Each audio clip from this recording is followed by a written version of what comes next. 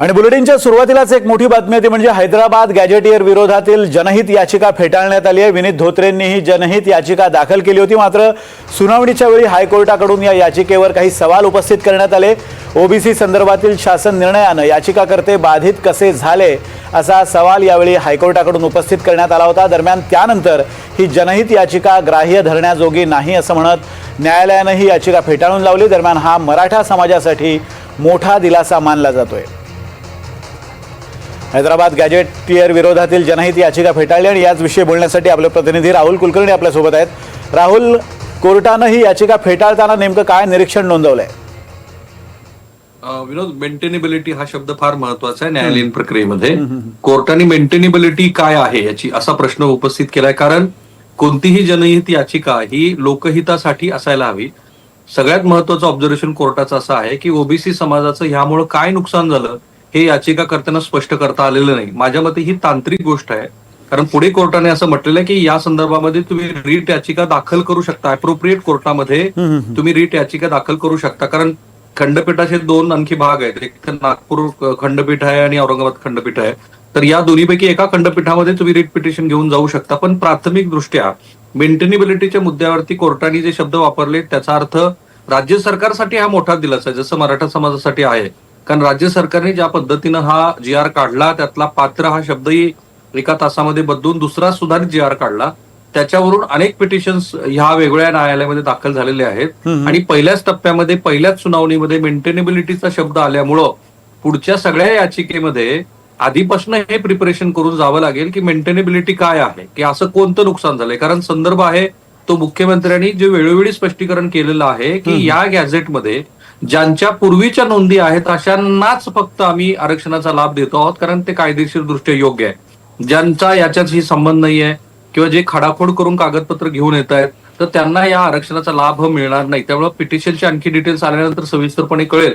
पण त्यातला जो मेंटेनेबिलिटी हा शब्द आहे इथून पुढच्या याचिकेच्या दृष्टीने फार महत्वाचा आहे, कारण एक प्रेसिडेंट ऑलरेडी आता बॉम्बे हायकोर्टाने सेट केलाय की आधी तुम्हाला सांगावं लागेल की याची उपयोगिता काय आहे। राहुल, दुसरा एक मुद्दा असा आहे की आता जनहित याचिका फेटाळली आहे, 25 तारखेला दुसरी जनहित याचिका या संदर्भातली आहे। तू जसं म्हणतोस की पुढच्या याचिकेच्या सुनावणी दरम्यान आता मेंटेनेबिलिटी या शब्दावर जोर द्यावा लागेल किंवा त्या शब्दाची नेमकी व्याख्या करावी लागेल। पण जर ती सुद्धा याचिका फेटाळली आणि रीट पिटिशन करण्याची परवानगी कोर्टाने दिलेली आहे, दोन याचिकांमध्ये नेमका फरक काय आणि काय परिणाम या केसवर होऊ शकतो? आणि त्याला जोडूनच जे भरत ससाने आहेत पुण्याचे, त्यांची एक पिटिशन ऑलरेडी मराठा समाजाच्या आरक्षणासंदर्भात सुरू आहे। त्याला त्यांनी इंटरव्हेन्शन गेल्या आठवड्यामध्ये दाखल केलं होतं आणि त्या इंटरव्हेन्शन मध्ये हा जी आर चॅलेंज केला आहे। इंटरेस्टिंगली ते इंटरव्हेन्शन मात्र कोर्टाने स्वीकारलेलं आहे। त्याच्यावरती येणाऱ्या सोमवारी सुनावणी होणार आहे। ते का स्वीकारलं? कारण ते आधीच्या आरक्षणाच्या मुद्द्याला लागूनच असलेला नवीन जी आर आहे। त्यामुळे ज्यांच्या पूर्वीच्या पिटिशन सुरू आहेत, ज्यांना असं वाटतं की पूर्वीच मराठा समाजाला जे आरक्षण दिलेलं आहे ते चुकीच्या पद्धतीने दिलेलं आहे, त्याला मात्र या याचिकेच्या अनुषंगाने जी आर गृहीत धरून, कारण मराठा समाजाला आरक्षण देत असताना सगळे नियम पायदळी तुडवलेत। सुप्रीम कोर्टाने म्हटलंय की मराठा समाज हा सामाजिक दृष्ट्या मागास नाहीये। तर हाच मुद्दा त्या याचिकेमध्ये असल्यामुळे हा जी आर हा या नाही तर त्या याचिकेमध्ये निश्चितपणे विनोद चॅलेंज केला जाणार आहे। त्याच्यावरती सरकारला आपली भूमिका स्पष्ट करावीच लागणार आहे। तर मूळ मुद्दा जो मेंटेनेबिलिटीचा आहे तो असाच असणार आहे पुढे, की जर मराठा समाजाला आरक्षण देत असताना जो एक आरोप याचिकेमध्ये काही प्रमाणामध्ये केला गेलाय की संख्येनं अधिक आहेत आणि त्यांचा दबाव सरकारवरती आहे, त्यामुळे जी प्रचलित पद्धती आहे ते डावलून केलंय। तर त्या दृष्टीनं पुढच्याही याचिकेमध्ये सरकारला प्रश्न विचारले जातील, याचिकेकर्त्याला विचारले जातील। आणि माझं तर तेच मत आहे की सरकारला सुद्धा आपला जे आर डिफेंड करताना बऱ्याच कसरती कराव्या लागणार। अगदी धन्यवाद राहुल दिलेल्या अपडेट्स बद्दल। आणि एक महत्त्वाची बातमी आता समोर येते। हैदराबाद गॅझेट विरोधातील जनहित याचिका फेटाळण्यात आली आहे। विनीत धोत्रे यांची ही जनहित याचिका हायकोर्टाने फेटाळून लावली आहे। याचिका ग्राह्य धरण्यायोग्य नसल्याचं हायकोर्टाने म्हटलंय। हैदराबाद गॅझेट विरोधात ही जनहित याचिका दाखल करण्यात आलेली होती। विनीत धोत्रे यांनी ही याचिका दाखल केलेली होती, मात्र आता हायकोर्टानं ही याचिका ग्राह्य धरण्यायोग्य नसल्याचं कारण देत फेटाळली आहे। शासन निर्णयाला आव्हान देणारी जनहित याचिका मुंबई उच्च न्यायालयानं फेटाळून लावली आहे। ॲडव्होकेट विनीत धोत्रे यांनी ही याचिका दाखल केलेली होती आणि आजच्या सकाळी पार पडलेल्या सुनावणीमध्ये मुंबई उच्च न्यायालयानं सवाल उपस्थित केला होता। ओबीसी संदर्भातील शासन निर्णयानं याचिकाकर्ते बाधित कसे असा सवाल हायकोर्टानं विचारला।